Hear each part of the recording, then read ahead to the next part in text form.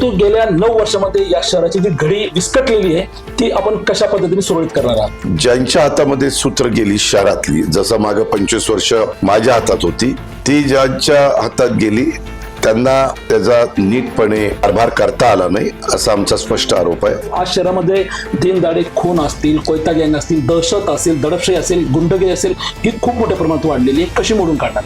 शहरातले गेल्या काही वर्षांचे कारभारी म्हणून काम बघतात त्या लोकांनी सोपस्करित्या त्याकडे दुर्लक्ष केलं. त्याच्यात नुसतं रिंग करणं, ठराविक कॉन्ट्रॅक्टर डोळ्यासमोर ठेवून त्यांना कामं देणं, त्याच्यातून एस्टिमेट वाढवणं, त्याच्यातून गैरप्रकार करणं, ह्या गोष्टी झाल्या तिथं. पिंपरी चिंचवड महानगरपालिका सध्या निवडणूक सुरू आहे. या पिंपरी चिंचवड शहरातील जी गावं होती त्या गावांचं शहरीकरण झालं आणि या शहरीकरणामध्ये पवार कुटुंबीय अर्थात शरदचंद्र पवार असतील, अजितदादा पवार असतील, यांचा खूप मोठा वाटा राहिलेला आहे. दादा, आपलं स्वागत आहे आपल्या आवाजमध्ये. नमस्कार. मुलाखतीला सुरुवात करतोय. दादा, तुम्ही विजनरी लीडर म्हणून तुमच्याकडे पाहिलं जातं, तुमचा विकासाचा दृष्टिकोन आहे. परंतु गेल्या 9 वर्षामध्ये या शहराची जी घडी विस्कटलेली आहे ती आपण कशा पद्धतीने सुरळीत करणार आहात?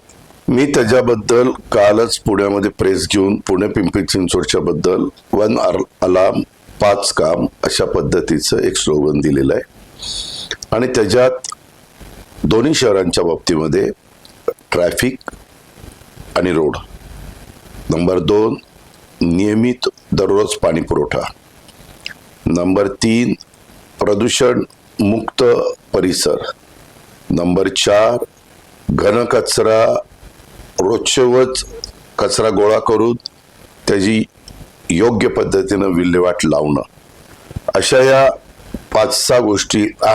आरोग्य, हायटेक आरोग्य सुविधा, अशा 5 गोष्टीला आम्ही प्राधान्य दिलेलं आहे. कारण मी बघितलंय अलीकडच्या काळामध्ये रोजच्या दैनंदिन जीवनामध्ये ह्या 5 गोष्टीची खूप मोठा त्रास दोन्ही शहरातले नागरिक सहन करतायत आणि त्याच्यातनं दुर्दैवाने ज्यांच्याकडं स्थानिक सूत्र होती ते नेतृत्व तिथं कमी पडलेलं आहे. दादा, तुम्ही तुमच्या विजनमध्ये सांगितलंय की पाण्याचा सगळ्यात मोठा प्रश्न आहे. खरं तर आपल्या लाडक्या बहिणी आहेत त्यांना आजही 2017 ते 19 पर्यंत म्हणजे आजही दिवसाड पाणी येतं. त्याचं योग्य नियोजन काय? कारण भामा आसखेड आणि आपण सगळ्या गोष्टी पाहिलेल्या आहेत. पावनाचं पाणी आपण दिलेलं आहे, ते कमी पडत होतं, लोकसंख्या वाढली म्हणून भामा आसखेडचं पाणी दिलेलं आहे. परंतु त्या पाण्याच्या संदर्भामध्ये दररोज नागरिकांना माणसी जेवढं पाणी लागतं, समजा 150 लिटर धरा किंवा 135-150 पर्यंत देतो आपण, ते धरलं आणि त्याचे नीटपणे तुम्ही वॉल बंद चालू वगैरे ह्या सगळ्या गोष्टी असतात त्या केल्या, बारकाईनं लक्ष त्याच्यामध्ये दिलं, नवीन टेक्नॉलॉजी जी आलेली आहे AI चा वापर किंवा वेगवेगळ्या गोष्टी, ह्या गोष्टी जर त्याच्यामध्ये अंमलात आणल्या तर निश्चितपणे मला विश्वास आहे. कारण मागे मी 25 वर्ष या शहराला सगळ्या सुविधा देऊन महाराष्ट्राला दाखवल्या, त्या शहरांनी पण अनुभवलेल्या आहेत. दादा, 1 टर्न आपण खासदार झाला 92 ते साधारणतः 2017 पर्यंत 25 वर्ष आपली सत्ता या शहरामध्ये राहिली. केवळ एक मूर्ती घोटाळा म्हणजे तो आरोपी सिद्ध झाला नाही तरी सत्ता गेली आणि आज आपण पाहतोय तिथं तिजोरी या 9 वर्षामध्ये दादा रिकामी झालेली आहे. कसं पाहता याकडे? त्यामध्ये नरेंद्र मोदींची जबरदस्त लाट देशामध्ये आलेली होती 14ला आणि त्यांचा इतका मोठा करिश्मा होता, त्याचाही निश्चितपणे परिणाम नागरिकांच्यावर पडला. विशेषतः IT क्षेत्रातले जे लोक आलेले होते, मध्यमवर्गीय लोक होते, असे बाहेरचे पण लोक आपल्या पिंपरी चिंचवडमध्ये मोठ्या प्रमाणावर आले, त्यांच्यावर पडला. पण त्यांनी मोदी साहेबांच्याकडे बघून ह्या लोकांना निवडून दिलं. परंतु ज्यांच्या हातामध्ये सूत्र गेली शहरातली, जसं मागं 25 वर्ष माझ्या हातात होती, ती ज्यांच्या हातात गेली त्यांना त्याचा नीटपणे कारभार करता आला नाही असा आमचा स्पष्ट आरोप आहे. आणि त्यात भ्रष्टाचाराची प्रकरणं मोठ्या प्रमाणात घडली. आशिया खंडातली सगळ्यात श्रीमंत महानगरपालिका म्हणून ओळखली गेलेली महानगरपालिकेमध्ये कर्ज रोखे काढण्याची वेळ त्या ठिकाणी आली. डिपॉझिट कमी झालंय. वास्तविक या 9 वर्षात डिपॉझिट 10,000 कोटीपर्यंत पोचायला पाहिजे होतं. कारण आम्ही डेव्हलपमेंट करत करत आम्ही डिपॉझिट वाढवलं होतं.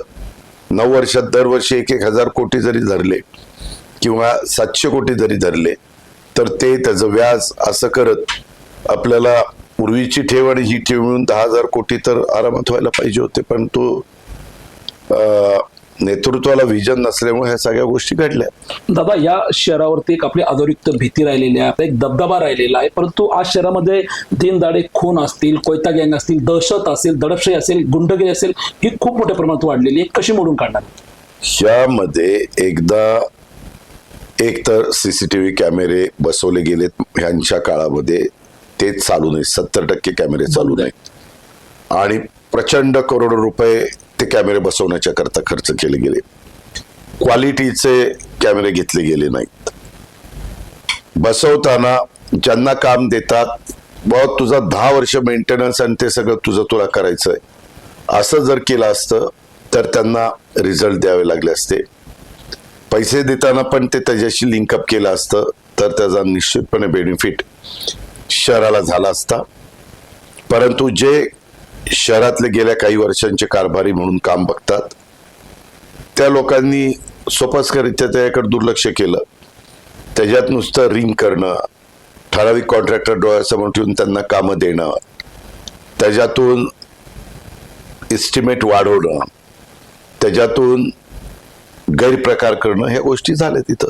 दादा, या निवडणुकीच्या माध्यमातून का होईना दोन्ही राष्ट्रवादी काँग्रेस एकत्र आलेले आहे. शहरातल्या या निवडणुकीमध्ये मतदारांचं तुम्ही काय अपेक्षा करताय, कसा फायदा होईल आणि आगामी ज्या जिल्हा परिषदेच्या निवडणूक आहेत त्यामध्ये दोन्ही राष्ट्रवादी एकत्र राहील का? आम्ही मागे देखील आघाडी सरकारमध्ये असताना स्थानिकांच्या कडं सोपवायचो जिल्हा वाईज, की त्या जिल्ह्यातल्या लोकांनी एकत्र बसावं आणि कुणाच्या बरोबर आघाडी करायची, युती करायची ते ठरवावं. त्यावेळेस देखील काँग्रेस आणि आम्ही एकमेकाच्या विरोधामध्ये लढायचो. तशा पद्धतीनं आम्ही लोकसभा आणि विधानसभेला एक आहोत. खालच्या निवडणुका ह्या लोकल बॉडीज इलेक्शन असतात, त्यांच्याही कार्यकर्त्यांना वाटतं आपल्याला संधी मिळाली पाहिजे. आम्हालाही वाटतं, आमच्या कार्यकर्त्यांना, आम्हाला म्हणजे कार्यकर्त्यांना, की आम्हालाही संधी मिळाली पाहिजे. आणि मग संख्या वाढतील. त्याच्यात ह्यावेळेस 4 वर्ष निवडणुका झाल्या नाही, त्याच्यामुळे 5 आणि 4 9 वर्षांनी या निवडणुका आल्या. अशा काही गोष्टी तिथं घडलेल्या आहेत आणि त्याच्यामुळं जे काही तिथं ठरवतील, मागं जसं कोल्हापूर जिल्ह्यामध्ये नगरपालिकेच्या बाबतीमध्ये स्थानिकांनीच निर्णय घेतला आणि त्याला आम्ही मान्यता दिली, तसं इथं पण पुणे पिंपरी चिंचवडमध्ये स्थानिकांनी प्रपोजल आणलं आणि आम्ही त्याला मान्यता दिली. दादा, शेवटचा प्रश्न घेतो. खरं तर अनेक पक्षप्रवेश तुमच्याकडे झाले, अनेक पक्षप्रवेश भाजपमध्ये झाले, तुम्ही दोघे प्रमुख युतीमधले आज इथं विरोधक म्हणून तुम्ही या ठिकाणी लढताय.